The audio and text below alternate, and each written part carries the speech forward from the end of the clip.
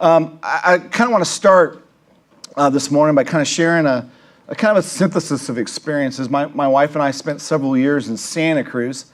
We actually really enjoyed it. For those of you who know us, you might think that's kind of strange because my wife's from Oklahoma and I'm from Wyoming, and we are country folk. And you wouldn't expect to find country folk, especially happy country folk, in Santa Cruz. But for some reason, it was a good fit. We really enjoyed our time there. When we lived in Santa Cruz, you'll still see some homeless folks in Santa Cruz, but it was nothing like it was in the 90s. When we were there, it was probably had one of the largest teenage homeless populations in the country. I think it's, since they revitalized after the earthquake, the downtown, it's not so much, at least it's not seen as much as it was. And so we interacted with these teenagers all the time. And a common story I will share, I'll share Daisy's story. Daisy's not a real person. She represents a real person. But let me just share with you Daisy's story. Daisy was a homeless teenager. She'd been on the streets in Santa Cruz. She found herself in Santa Cruz because it's got beautiful weather, and there's a lot of other teenagers like herself that hung out there and didn't have a place to stay, and they just kind of had each other's back, and sometimes, you slept inside, sometimes you're out, but there was other young people to do it with, so it wasn't so bad, at least not at first. But as time kind of went on, life, it was overwhelming for Daisy. The romance wore off. Nights started getting cold. The lack of food started bothering her. It got scary because not everybody homeless is scary, but some people who are homeless or not homeless that prey on the homeless are scary. And so it began to bug her, and somehow she got connected with our church and a ministry at that time we called Graceland. It was kind of an out-of-box kind of church experience, and so she felt a little bit more comfortable there because there was other weird, dreadlocked people like herself there. And began to get in discussion with her, and of course the natural question that came up with Daisy often is, what happened? Why are you out on the streets? And she would tell the story. She had an okay upbringing. Her father left when she was young, and she never really got to know him. And she was with her mom, and her mom got involved with this guy who was very scary. And nothing had happened, fortunately, to Daisy. A lot of other people didn't have a story like that, but it was going there. And mom seemed more committed to him than her, and so she bailed. She had to get out of there for her own safety. And now, obviously, she skipped out on high school. She had no education, no family support. It was hopeless. She was stuck. And though she got encouragement from the other teen community, the blind can't help the blind. And they didn't offer her a whole lot of help. And so we talked through this, and she shared, and we prayed for her, and then for whatever reason, Daisy kind of reached the end of her rope. She had nothing left that she could do, and so she did, in her mind, the unthinkable. She called her mom, and she did not get what she expected. She expected a lecture. She expected indifference.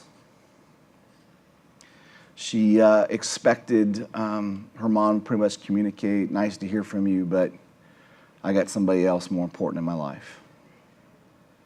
But instead, she got a mom in tears who had been searching for her daughter for months.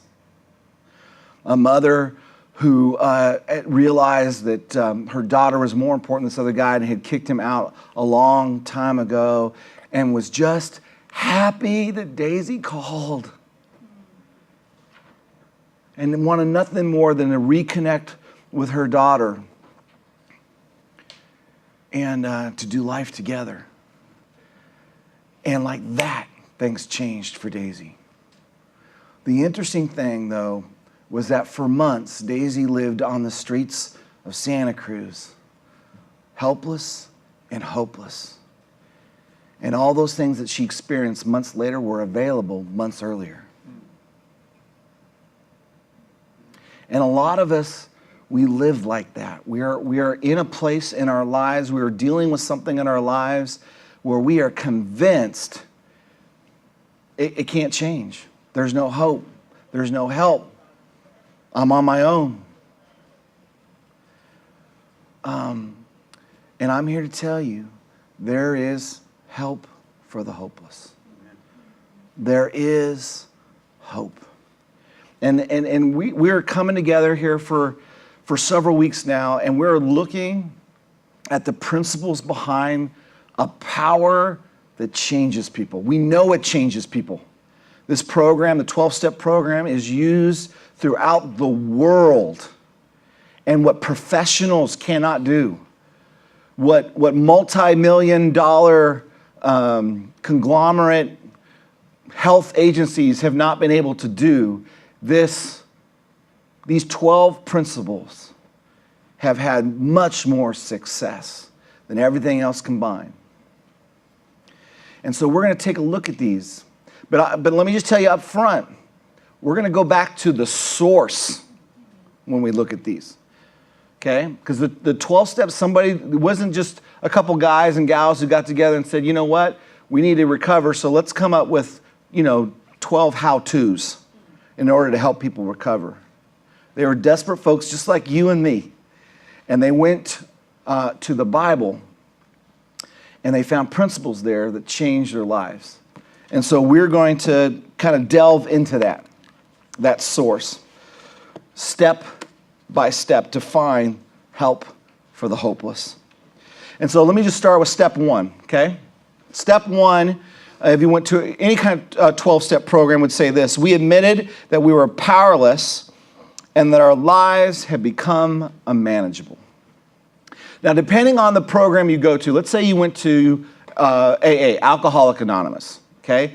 They would add, we admitted that we were powerless over alcohol and that our lives had become unmanageable.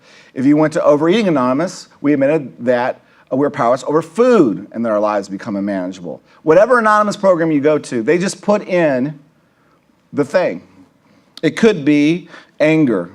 It could be relationships, pornography, body image, gambling, tobacco, the internet, shopping, video games, adrenaline highs, a fantasy, just always living in a fantasy world, making money, or the opposite, just plain laziness, whatever it is that's got this grip on your life. They would say, we admit that we are powerless over this thing and that our lives have become unmanageable. Now, the interesting thing is this, okay, is for those of you who aren't familiar with the 12 steps and the program, this is the only step that actually mentions the problem, the addiction, what you think is a problem at least. It's the only step that says you're an alcoholic. It's the only step that says you're a drug addict. It's the only step that says you have a problem with food. And the interesting thing is this. What it doesn't say, in any of the 12 steps, including this way, it doesn't say, just say no.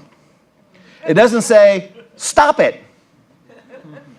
And it doesn't say, you need to change this. It doesn't say that anywhere. The only time it actually mentions the thing you're dealing with is to say, you can't handle it.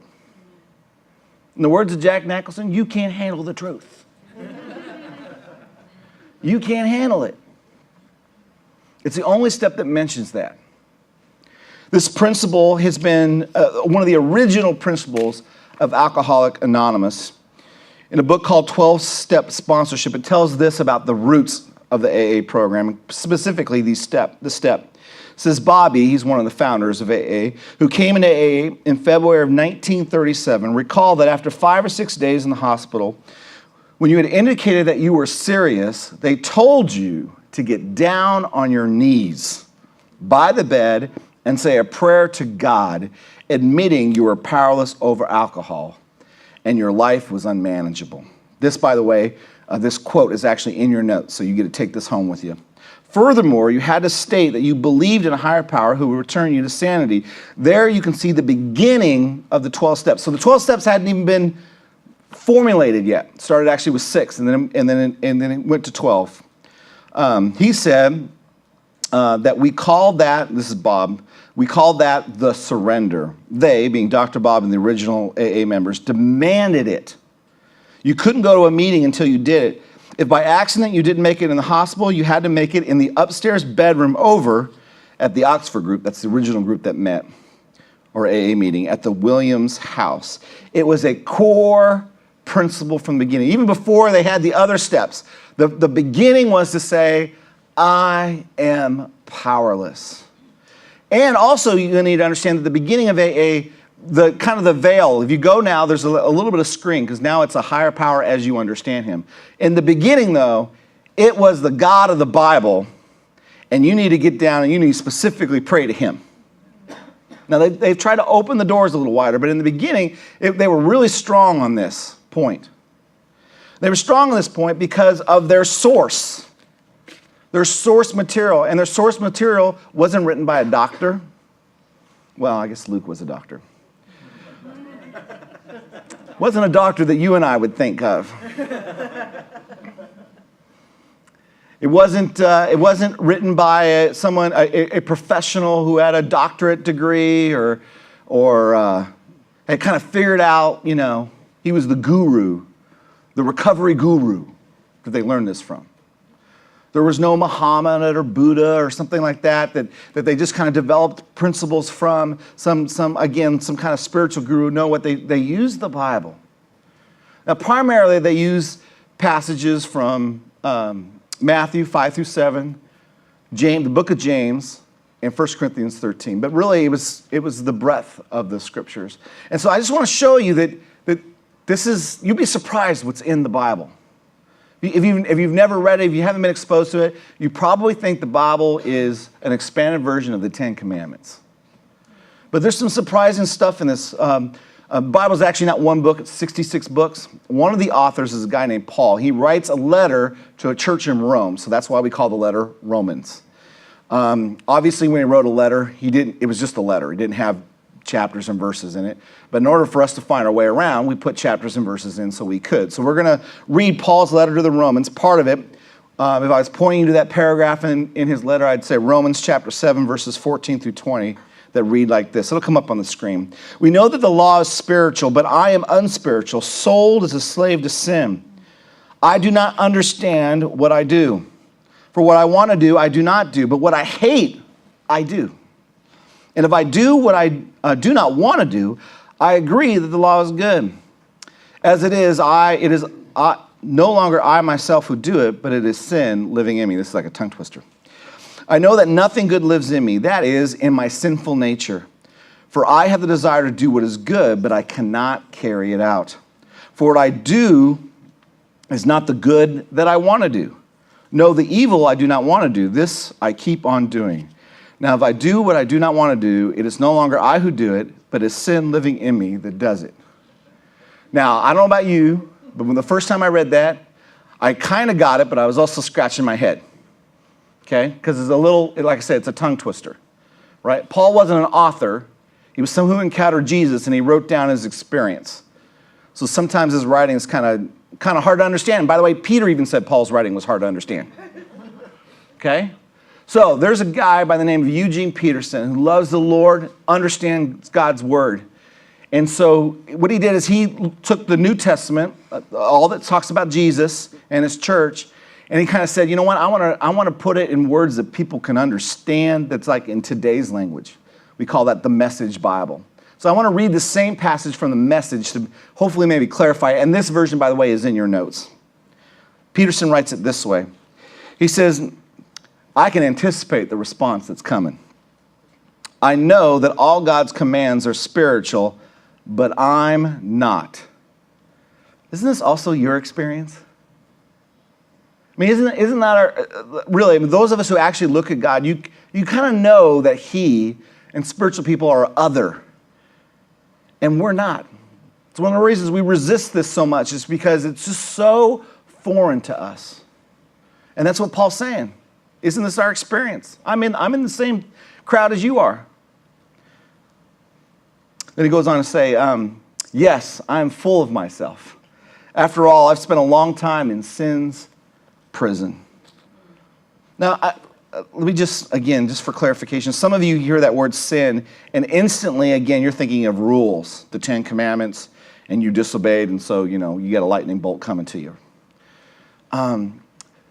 It's so much bigger, and it's also so much simpler, and it's so much more fundamental. See, God created you and I to be in a beautiful, intimate, unashamed relationship with Him and with others. That's how He created us.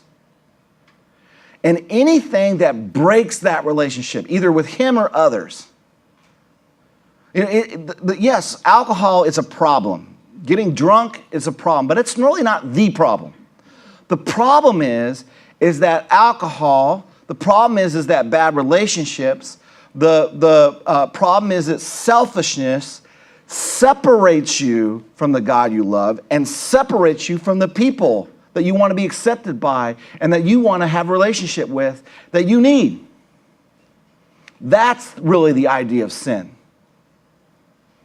The lists that we have, and there are lists in the Bible, they're just symptoms of the root problem, which is broken relationship. And so when he says here, it's no longer I myself who do it, but it's sin living in me. He says there's a nature of me that seems to always resist the very thing I want. And that's what he identifies as sin. I know, verse 18, I know that nothing good lives in me, that is in my sinful nature. For I have the desire to do what is good, but I cannot carry it out. Now, many of us, let me change that. Many of us avoided church for a long time because we thought church was for a place that people went to who desired to do good and did it. You're wrong. Just like we were wrong. And still are, a lot of us. Church is a place for people who desire to do what is good, but they cannot carry it out. For what I do is not the good I want to do. No, the evil I do not want to do, this is what I keep on doing. Now, if I do what I do not want to do, it is no longer I who do it, but it's sin. It's that nature. That's why Alcoholics Anonymous or the Anonymous programs usually refer to what's happening as a disease. It's this concept that it's not something you control. You don't control a disease. You have it. What they're acknowledging is the very nature of what God's word is saying. If I don't do what I want to do, it is no longer I who do it, but it's sin living in me that does it. It's this nature that wants to self-destruct the person. Does that sound familiar? Anyone here? You don't have to raise your hand, but I will. Anyone relate? I do. I absolutely do. I absolutely relate. Did I just read the wrong version? Yeah. It's okay. We'll let it go. The other one's in your, it's much better. I can make amends later on. There is help for the hopeless. One of, like I mentioned earlier, one of the fundamental principles of the first step came from the Beatitudes. And I know that's a fancy word, so just let me explain this. Jesus gave a sermon. It's one of his most famous sermons. You can find it in a letter called Matthew, chapters 5 through 7. And it's called the Sermon on the Mount because he gave it on a mountain. We're creative that way. And so he gives this sermon. And the interesting thing is the sermon starts out with a series of blessings, but they catch you off guard because of what they don't say. Because you would think that Jesus would say, blessed are those who go to church. Blessed are those who read the Bible. Blessed are those who make the right decisions and say no to them. That's what you would expect it to say. But it actually almost seems to say the opposite. It says things like, blessed are those who mourn. And it kind of leaves you scratching your head. And here's the very first blessing he gives in this sermon is this. It comes from Matthew chapter 5, verse 3. It says, blessed are the poor in spirit, for theirs is the kingdom of heaven. Now again, this we had to leave the original crowd scratching their head, because what he's saying is this. Think of what you think a spiritual person is. Somebody who's right with God, right? Blessed are those who aren't that. Blessed are those who are like, it's kind of like, I wish I had a bank account like that, but my bank account's here. Blessed are those who wish their spiritual life was here, but are really here. And then he says, for theirs is the kingdom of heaven. The kingdom of heaven, that's where God lives. He says, for these people who wish they were here but are really here, they're so blessed, they get to reside with God. What? Again, let me go to Eugene. Eugene puts it this way. I love this. He says this, you're blessed when you're at the end of your rope. With less of you, there is more of God and his rule. When you finally get to that point where you're like, I wish I was, but I'm not, I'm at the end, God goes, great, I'm ready to do it. It's a spiritual principle that the first step is you're powerless and your life is unmanageable. But there are some hindrances here. There is a challenge here. Right? There's several things that we have to admit. There's two things here specifically we have to admit. We have to admit, A, that we're powerless, and B, that our lives are unmanageable. We have to admit that we're in utter defeat, that we're bankrupt, that we're hopeless, that we've hit bottom. There is nothing in us that's going to make this better. Ouch. And then, unmanageable. The big book puts it this way.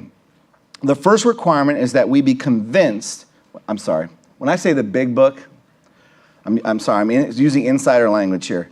That refers to, there's a series of stories and explanations of the step that they put in a book originally for Alcoholics Anonymous. And they refer to that book as the big book. Okay? So when I quote that, that's where it's coming from. All right, the big book says this. The first requirement is that we're convinced that any life run on self-will can hardly be a success. What? Now, have you ever been to any seminar that's going to help you with anything where they start out saying this? If you count on self-will, you'll fail. No, it's always the opposite. It's always the opposite. You show up and they go, I got 3 surefire principles that'll change your life. You can do it. You just need to follow these 3 principles. And guess what, by the way? You do for a season. Right? But inevitably, it crashes, which is fine because next year they got a new improved version. And you go to the conference again. And they give you now the 5 principles. Right?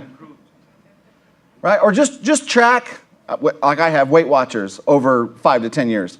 Right? And how they've changed and every time they come out with a new version, it's better. Right? Unmanageable is this idea that we have to come to a point where we're like, you know what? I ain't falling for this again. I ain't falling for this. Yes, I might be able to manage for a season, but let's get real here. I cannot manage this. It's not changing. I have moments of change. I have moments of victory. I have a season where it seems better, but ultimately it's insanity. Right? And definition of insanity is when you continue doing the same thing over and over again, but you expect different results. Like this time it's going to be different. And you keep doing it, even though it ain't working. Our lives may be manageable in a few areas, but in reality, they're unmanageable. They're unmanageable. The best example I can give you, without going into too much detail because all my kids are in this service, is parenting. Right? Parenting has its moments where you believe, especially when they're young, that my kids are smart, they're kind, they're just going to be the most, whatever. There's all this hope and this realization. And there are signs early on, even when they were 2, that they're in charge more than you think they are. And they've got you figured out, and they're going to do things their way. There are signs all through about 2 to 10 years old. But we don't see that. That's just, it's just something to overcome. And then the individuality comes out. And this is part of healthy, there's nothing wrong with this. But if you're parenting, you're reminded in that stage, in those teen stages, we're all reminded, ultimately, we are powerless. All our lectures, all our creativity, but you're up against the human will. And here's the thing they don't tell you in your parenting class. They have the same will you do. Yeah, you're in trouble. Life is unmanageable. You have seasons of manageability, but ultimately, you need help beyond yourself. You need help beyond yourself. In the book 12 Steps and 12 Traditions, they say this: who cares to admit complete defeat? Not me. Practically no one, of course. Every natural instinct cries out against the idea of personal powerlessness. As a matter of fact, it is the anti-American slogan. You couldn't be more anti-American than saying you're powerless. And yet here we are. And people who have experienced power that has changed them started in a place by saying, you know what, I'm going to go against everything I've been taught. I'm going to go against my own nature and begin to embrace the fact that I am powerless and life is unmanageable. And it's that hope when they begin to see the lives of others who do that, that begins to settle in, that drives them to the change that's always eluded them. Because there's help for the hopeless. The same book also says this: why all this insistence that every alcoholic must hit bottom first? The answer is that few people will sincerely try to practice the program unless they hit bottom. In other words, let me just make it simple for you. If you have other choices, you'll do them. That's why most people aren't initially successful in the program. And by the way, that's why most people don't sincerely experience the power and the transformation of God. Because if you have other choices, you will take them. You will do anything to avoid the dying of self. And I only say this because I've walked the road ahead of you. I will do anything. I grew up in a Christian home, and it's my own nature. Anything. I'll even make it spiritual as long as I can sustain myself. And folks who normally get this, they come to a fork in the road where there's just 2 things. The first is blotting out their consciousness, just using their addiction, whatever it is, so much that they just don't have to think and feel anymore. And a lot of them are people their lives look like they're managed.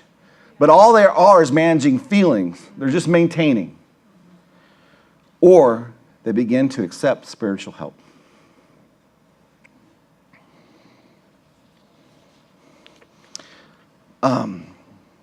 Again, the Bible teaches about this. In Luke was a historian, follower of Jesus, who detailed accounts of his life. And he writes a detail of one of the encounters that Jesus has in Luke chapter 7, 36 to 50. I'm not going to read it all. Let me just tell you the historical account. Jesus is invited to a party by a religious guy. A Pharisee is what it's called. But Pharisee is just a fancy name for he took his faith serious. It's like he was like a senior pastor. Okay, that would be the modern day version. He was a high up bishop, if you would. Right? He wasn't the Pope, but he was an important guy up in the church. He invites Jesus to come have a meal at his house. I mean, Jesus is the thing. So good or bad, it can only increase his status, and he invites Jesus in. Now, when Jesus is there, they're reclined at the table. The way they didn't sit at tables the way we do. There was a table that was pretty close to the floor, and then there was a pillow that they kind of leaned on, and they ate, and then their feet, they kind of ate reclined, was kind of behind the person that was sitting right next to him or laying right next to him. And the thing about Jesus now is if you invited Jesus, you got his entourage too. There was no just getting Jesus. So in order to get him there, you kind of have to have the doors open. And so that was the situation. The doors were open. So people he normally wouldn't want there were there. Not only his religious buddies, but other folks. And one of those other folks showed up. And the Bible only says about this woman that she was, in the Pharisees' eyes, a sinner. But it uses a word which if it was in today's language, we would tell our children, you cannot say that. Okay? The understanding is she was a prostitute. She was a woman of the night. And she comes in and she is bawling. She is just bawling. And so much so that it drenches Jesus' feet. And she takes her hair down. She begins to dry his feet with her hair. And then she takes a perfume and she begins to pour it and work it into Jesus' feet. Now, the head of the table, this religious leader named Simon, is beside himself. A, this woman shouldn't be in his house, period. B, she definitely shouldn't be anywhere near his table. And she knows it. But C, Jesus is supposed to be some spiritual dude here. And not only is he supposed to be a spiritual dude, he's supposed to be a prophet. And if he was a prophet, I mean, everyone knows what's going on, yet Jesus seems to be ignorant to the fact that this is a woman of the night who's touching him. And he is livid, but he is religious. So this is all going on in his head. Jesus, however, knows what's going on in his head. It's the advantage of being God. And he says, Simon, I got a question for you. And Simon says, yeah, what is it? And he says, there are two people that they owe a debt to like their master. One owns 50 pieces of silver and one owns 500 pieces of silver. And their master comes to them and says, neither one of them can pay. So his master comes to them and says, you know what? Your debt is forgiven. Your debt is forgiven. I send this one into my credit card companies every year. It doesn't help. Your debt is forgiven. And then he asks Simon a question. He says, Simon, he says, who do you think, which of these people do you think will love the master the most? And Simon says, well, I'm probably the one whose debt was the greatest. And Jesus says, hey, you answered well. He said, when I came in, he says, you didn't offer me the customary washing the feet. You didn't have anyone come and wash my feet. You didn't do that for me. Probably too many people. There are probably lots of great reasons why you didn't do that. But this woman's washed your feet with my tears. And you said, you didn't even shake my hand. You didn't even really greet me coming in. I said, but from the moment I came in, she's been kissing my feet. You didn't put a blessing upon me. And yet here she is, blessing me with this oil, this perfume. And then he says this in verse 47. He says, therefore, he says, I tell you, her many sins have been forgiven. Why? For she loved much. But he who has been forgiven little loves little. And what Jesus is, he's establishing this very principle. What he says is this: those who really understand their need, they're poor in spirit. They really love me. They get it. They get the grace that I bring them. And they love much. But if you think that you got it together. See, here's the thing. If you'd ask Simon, hey, Simon, as a religious leader, do you have it all together? He'd say, no, because the scriptures teach. We all have sinned. No one's good but God. But that's not the way he lived his life. He lived his life believing he was better than her. He lived his life leading believing that when he showed up before God, like God grades on a curve. And Simon would be, on the head of the curve. And Jesus reminded him in this statement that he was just as desperate. The difference between them isn't that he wasn't a sinner and she was. The difference between them is she understood she was a sinner. See, here's the thing. Christians, you and I'm not talking about the other churches. You and I'm not talking about a different denomination. You and I'm not talking about a different country or nationality or other religion. I'm talking about you and I have a hard time hitting bottom because we can't admit our need. Because we come in and we're like, here's my Pharisee mask. It's all good. My kids are good. I'm good. My daily time with God is good.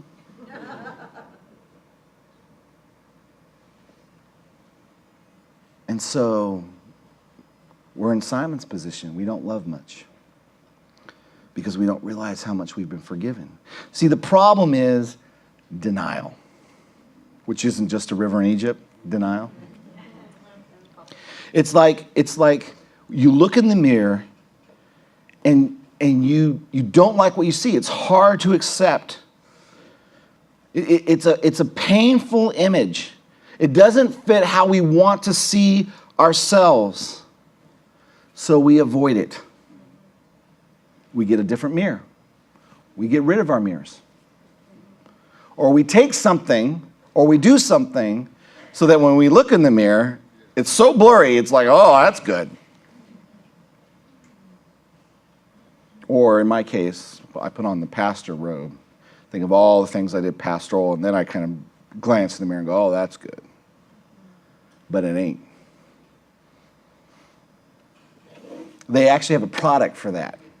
I want a product for denial. I want to introduce you to it. So watch this.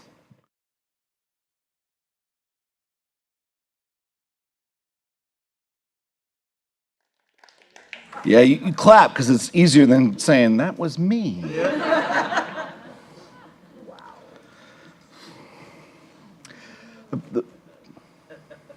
So just so you know, I got a bottle of one of those in every room in my house. We may recognize certain facts about our addiction, what's tripping us up. We may acknowledge we have had a certain number of arrests or how often we spend on our little, media thing, whatever your issue may be. But at the same time, we woefully misperceive the impact that their use has had on the people around us, on our relationships, how we feel about ourselves, or the implications of our history with that thing. It's denial. But there is help for the hopeless. Help for the hopeless. Step 1, this is in your handout as well, is an admission of the central problem we face as addicts, whatever that issue may be, or powerless over an addictive substance or compulsive behavior, and the unmanageable life that has resulted. Once we can admit our powerlessness, a door opens to the solution to our problem. There is a solution. But as long as we deny our powerlessness, however, our problem cannot be solved. See, here's the issue with God. It's not his existence.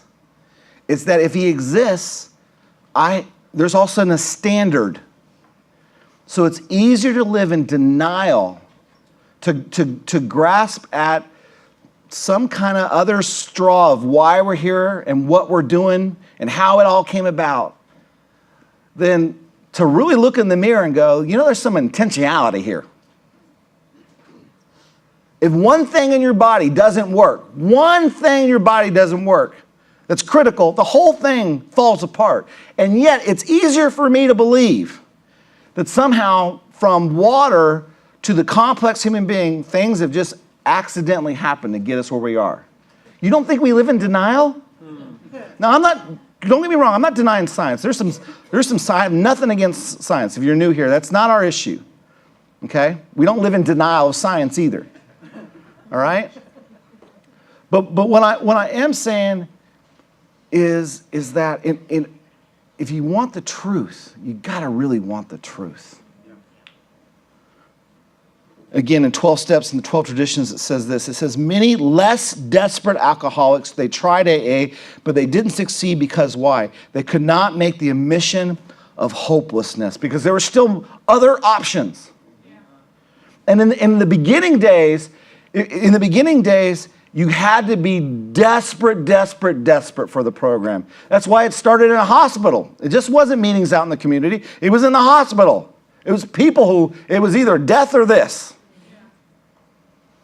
But things began to change, and this is what it says later on in that same book. As this trend grew, they were joined by young people who were scarcely more than potential alcoholics.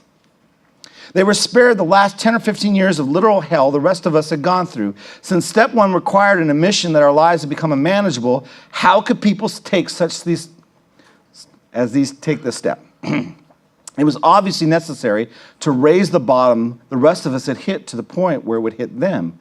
By going back to our own drinking histories, we could show that years before we realized it, we were out of control.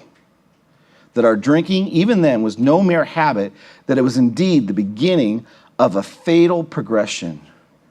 Again, following every spree, he, being the alcoholic, or the beginning alcoholic, would say to himself, maybe those AAs were right.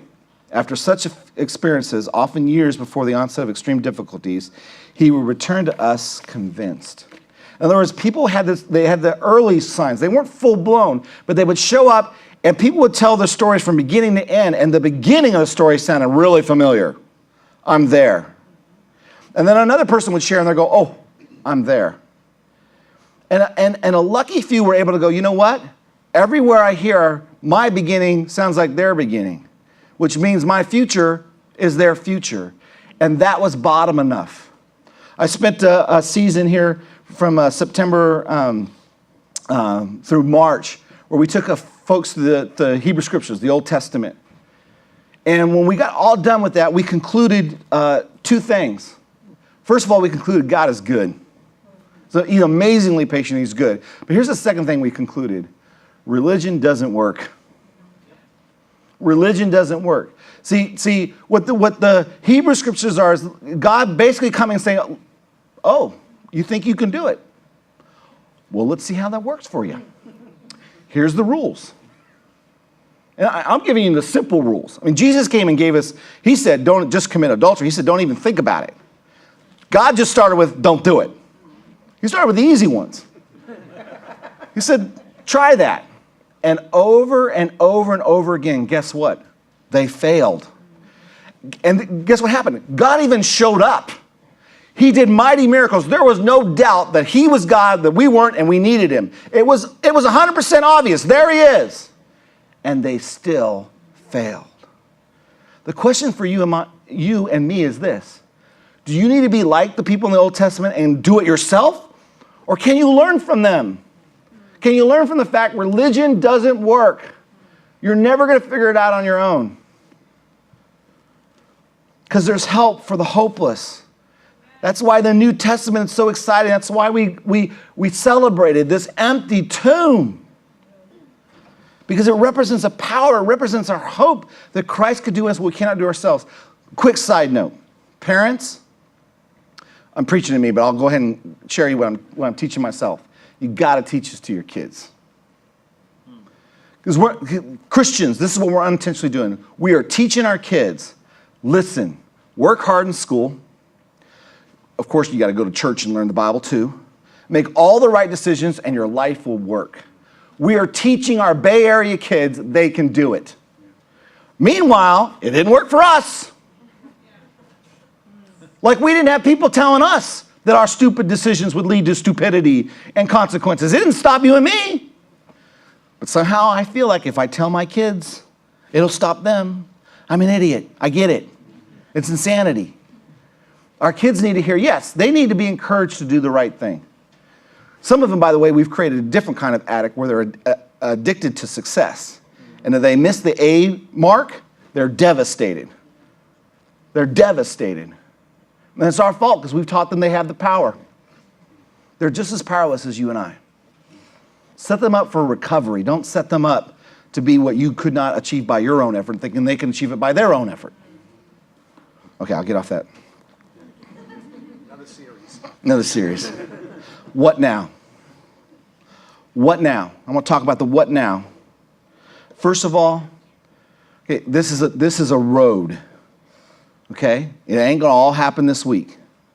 So, but for now, if you believe in God, go before him and ask that the Holy Spirit that lives in you reveal the truth to you. If you don't believe in God, ask God that you don't believe in to show himself to you and to reveal you the truth. What do you have to lose? Because if he ain't there, you're stuck with yourself.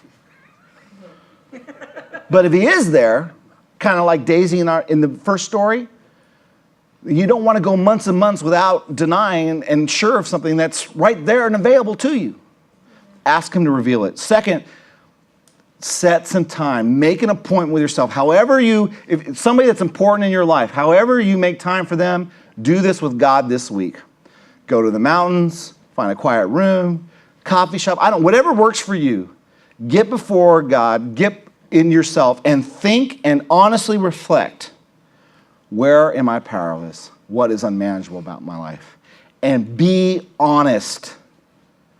There's no reason to be embarrassed because the only ones that are going to be there are you and God, and you both know what your life is. You're not going to tell him anything he doesn't know. You might be the only one who doesn't know. It's time you know. And then, in timing, not everything, we'll get to that step. But share just something with someone. Even if it's, pray for me, I'm trying to get a hold of the things that I can't hold on to. Even if it's that, share something with someone. Because you'll notice that the first step says that we admitted that we were powerless and our lives became unmanageable. There's a saying in the program that says this. It says, I get drunk, but we stay sober. I get drunk, but we stay sober. And so I'm just telling you right now, part of this journey is going to be you do it with others. But hear me, you're not going to do it with others who've got it all together and show you the way. They may be a step or two ahead of you, but they're in the same boat you are. We're both dependent on God. And then lastly, sponsors, if you're walking someone through the steps and they're kind of struggling with the first step, you ask them this question. How's your way working for you? I mean, come on, really, honestly, how's it working for you? I mean, if you can tell people who've been through the steps, if you can honestly say, man, my way's great, you're wasting your time here.